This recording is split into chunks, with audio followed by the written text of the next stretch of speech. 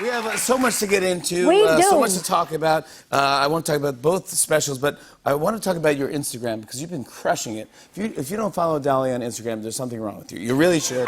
It did really great. Your throwback have been amazing. Your throwback Thursdays. Here's one of you. It says Squad Goals. It's you, Oprah, Carol Burnett, and Julie Andrews. Ah, look at us. And they're that throwing. Was a long time ago. Oprah is throwing the horns. Well, I'm still horny. I don't know if they are. Yeah. You are still, you're still horny. I love it. That's a great picture. You're unbelievable. You're awesome. Do you remember where this was or what this was? You know, I really don't remember exactly what that was for, but it must have been some special we were doing with the greats, or we must have. I don't know for sure. So they showed that to me. I remember all of them, of course. We worked at different times, different places, but I just cannot remember when we took that picture, and I didn't know they were doing that behind our backs either. They're very funny.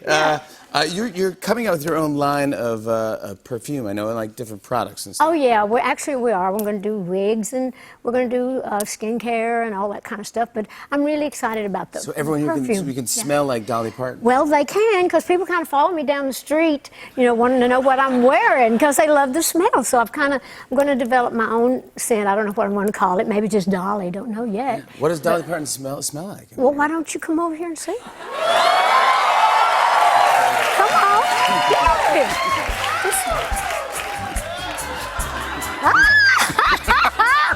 How you like it? Oh, you was all over me the last time. Tell me more. I gotta buy this. Yeah. I want it for me. I got a buzz off of that. Let me tell you, girls, you never get too old to dream or fantasize. I felt that one. You didn't feel that one? It was blowing in my ear. I gotta talk to you about this NBC special. It's 50 years at Grand Ole Opry. That is unbelievable. It's been 50 years. I know, it's amazing. I'll never forget, you know, when I got to be a member. That was always my dream when I was a kid. I was to be on the Grand Ole Opry, and just when they said, you got to celebrate 50 years, I thought, I'm not even 50 years old. Exactly. No, but it's like, it was just amazing to think that I have been a member of the Grand Ole Opry for 50 years. And so, of course, we had to do a special. We have a lot of wonderful artists that perform. How do you even choose the songs? I mean, you've written like over 3,000 songs. Well, I only chose my main ones. I did like a 30-minute segment, but we had other artists featured, not just on my songs, but their songs as well. So they did it at the new auditorium, the new Opry. But I went back to the old Ryman and did a lot of narration to kind of go back and forth to the things. I sang a Hank Williams Senior song, I'm So Lonesome I Could Cry, a cappella at the old Opry. Yeah. Oh, my God. So I kind of tell stories about the old days when I started, and they show a lot of footage and pictures of the old days, and then we go back to the new Opry. And do you do the hits? You do like 9 to 5? Yeah, actually, I started out with 9 to 5. You gotta do 9 to 5, yeah. I mean, I love. You that's love classic. 9 to 5. I know. I love. You gotta give them the hits, right? I know, because that's the one we have to. You know, we started out with a bang. You guys know 9 to 5? No, 9 to 5. You want to sing a little bit of that with me? 9 to 5. I'd love to sing a little. Okay. Done. Why I tumble out of bed and stumble to the kitchen, pour myself a cup of ambition, yawn and stretch and try to come to life. Why I jump in the shower and the blood starts pumping, out on the streets the traffic starts struggling, folks like me on the job from 9 to 5. You know this part now. Working 9 to 5. What a way to make a living. What was this part? What was this? Hey, hold on. What was this part? When I actually wrote the song, I used my acrylic nails on the set when I was writing it. I did, because they make noise and it sounded like a typewriter to me. And can you hear here? I can play it in one of these. Perfect. Oh my God. But anyway, I've never heard anyone play their nails before. And I actually played it. I'm just in kind of shock. I played it on the actual record, and it says Nails by Dolly on the album. But anyway, thank you guys. You know that one. It was fun. And if you open with that, what do you close with? Well, I actually do a little bit of I Will Always Love You. That's the way I close all my shows, have for many, many years, when I say to my fans, this was a song about love, and was very important to me. The But greatest love song in Well, the world, but it's it's not. one of them. It actually wasn't even about love, really, when you first Well, no, wrote it was about love, but when I wrote it, I worked with a man named Porter Wagoner for years, That's right. and I started out on his TV show. And so I had said when I started that I'd stay for 5 years, but I wanted to have my own career.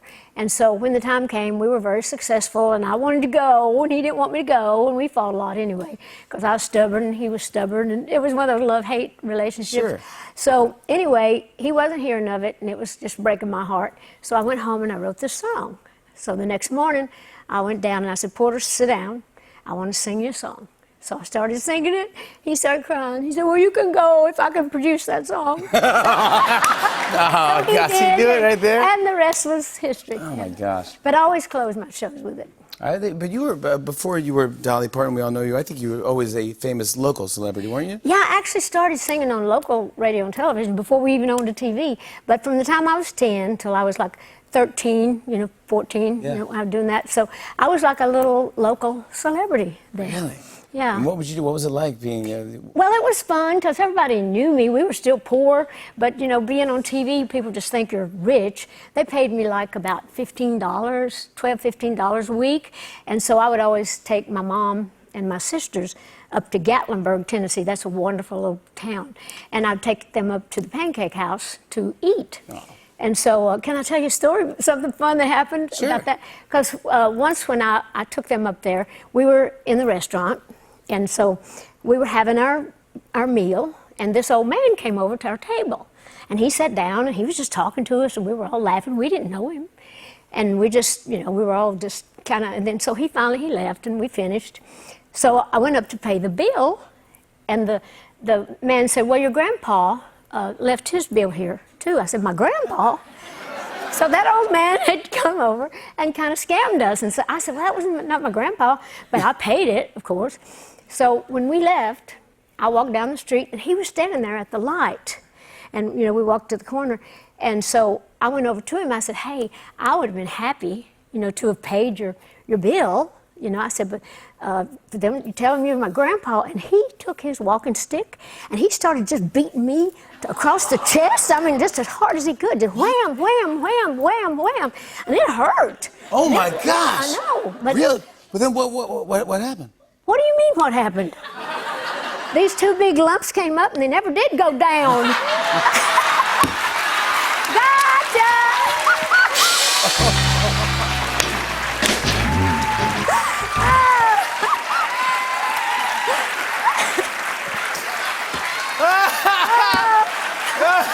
Oh, my God. I did it. You fell for those. Is that a true story? Jimmy. You dumbass, you don't analyze a joke. Where's my walking stick? More with Dolly Parton when we come back, everybody.